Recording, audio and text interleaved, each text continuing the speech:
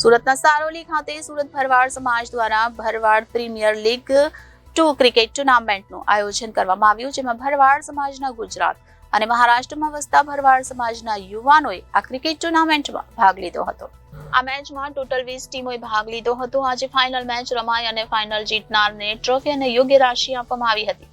ભરવાડ સમાજના આગેવાનો દ્વારા અનેક અલગ કાર્યક્રમો યુવાનોને પ્રોત્સાહિત કરવા માટે કરવામાં આવી રહ્યા છે અને દર વર્ષની જેમ આ વર્ષે પણ 21/4/2024 ના રોજ સમૂહ લગ્નનું આયોજન પણ કરવામાં આવ્યું છે। ત્યારે ખાસ ફાઇનલ મેચમાં બાવળિયાળી જગ્યાના મહંત રામબાપુએ ખાસ હાજરી આપી હતી અને જણાવ્યું હતું કે સમાજના આગેવાનો દ્વારા શિક્ષણ ક્ષેત્રે સમાજ પછાત છે તે અંગે આગળ આવવું પડશે અને લગ્ન ઉત્સવમાં વધારેથી વધારે લાભ લે અને આ લગ્ન ઉત્સવમાં જોડાય તેવી વિનંતી કરવામાં આવી હતી। અને આ તમામ આયોજન અને કાર્યક્રમોનો મુખ્ય હેતુ સમાજને સંગઠિત રહે અને સંગઠન બની રહે અને સમાજને લગ્ન અને ભણતરમાં સપોર્ટ કરી આગળ લાવવા માટે કરવામાં આવી રહ્યો છે।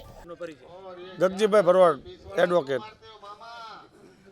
ટુર્નામેન્ટનું આયોજન કર્યું છે દક્ષિણ ગુજરાતનું, કઈ રીતનું સમગ્ર આયોજન, કેટલી ટીમોએ ભાગ? અમે આ દક્ષિણ ગુજરાતનું અને મહારાષ્ટ્રને સાથે રાખીને આયોજન કરવામાં આવ્યું છે। વડોદરાથી લઈને મુંબઈ અને નંદુરબાર એમ તમામ વિસ્તારના લોકોએ ટોટલ 20 ટીમોએ ભાગ લીધો હતો। એમાં અલગ વિસ્તારમાં આવી બાકીની ટીમો 18 નીકળી ગઈ અને અત્યારે ફાઇનલમાં એક સોનગઢની ટીમ છે અને એક ટીમ અંકલેશ્વરની છે। કેવા લોકો અત્યારે આ ક્રિકેટ રમી રહ્યા છે સમાજના અગ્રણી? અમારા સમાજના તમામ બિલ્ડરો તથા અગ્રણીઓ, સમાજસેવી અને જે સમાજમાં મોભો અને પ્રતિષ્ઠા ધરાવતા લોકોમાં ભાગ લીધો છે અને સમાજના તમામ લોકોએ તન મન ધનથી સાથ સહકાર આપીને આ ટુર્નામેન્ટને સક્સેસ બનાવવા માટેનો તમામ પ્રયત્ન કર્યો છે। ટુર્નામેન્ટમાં અમારે એટલું જ કહેવાનું કે અમે જે આયોજન કર્યું છે આ ફક્ત ક્રિકેટ નથી, ક્રિકેટ તો બહારનું છે। અમારા સમાજમાં આજ તમે જુઓ તો ભારતના અલગ રાજ્યમાં દરેક જગ્યાએ દરેક જિલ્લામાં ભરવાડ સમાજ વસે છે।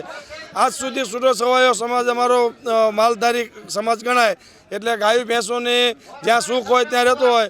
પણ આ અમે એવો મેસેજ આપવા માંગીએ છીએ કે તમે ભારતના કોઈ પણ ખૂણે રહેતા હોય પણ જ્યારે સમાજને એકતા અને સંગઠનની જરૂર હોય ત્યારે તમે જેમ અત્યારે અમને આમાં સાથ સહકાર આપ્યો એમ દરેક જગ્યાએ સાથ સહકાર આપો। અને હવે ટૂંક સમયમાં આવતી તારીખ 21/4/2024ના રોજ અમે સમૂહ લગ્નનું આયોજન કરી રહ્યા છીએ। અમારા સમાજના અગ્રણીઓ રાકેશભાઈ, વિજયભાઈ, લક્ષ્મણભાઈ, હીરાભાઈ તેમજ કલાભાઈ વકીલ, આ લોકોએ અમને ખૂબ સાથ સહકાર આપ્યો છે। અમારા સમાજના મોભી અને અમારા સમાજના ગુરુગાદી એવા બાવળિયાળીના મહંત શ્રી રામબાપુ અમને ખૂબ સાથ અને સહકાર આપ્યો છે।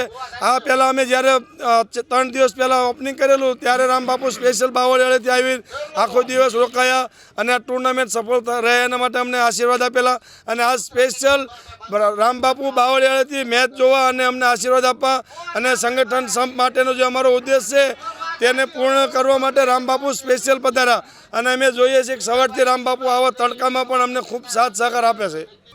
શું કહેશો, ક્રિકેટ ટુર્નામેન્ટ એક અલગ યોજાય? આમ તો સુરત દક્ષિણ ગુજરાત કુલ 20 ટીમ અહીંયા રમાડવામાં આવી છે અને BPL નામ રાખવામાં આવ્યું છે અમારી ટીમનું। ખાસ કરીને તો સંદેશ એ આપવાનો છે સમાજની એકતા વધે અને સમાજ સંપીને સાથે રહે।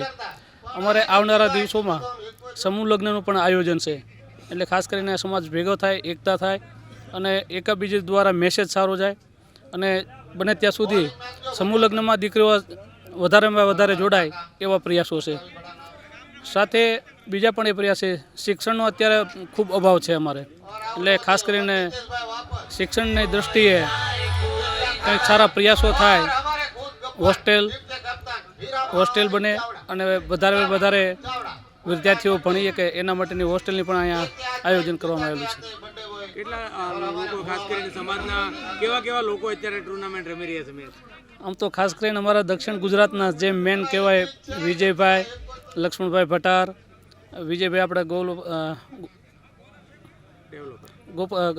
ગોકુલ ડેવલપર્સ, ઘણા સમાજના આગેવાનો છે, બધા રાકેશભાઈ છે। સમાજના લગભગ દક્ષિણ ગુજરાતના તમામ આગેવાનો અત્યારે અહીંયા હાજરમાં છે। સમાજને શું સંદેશો આપશો?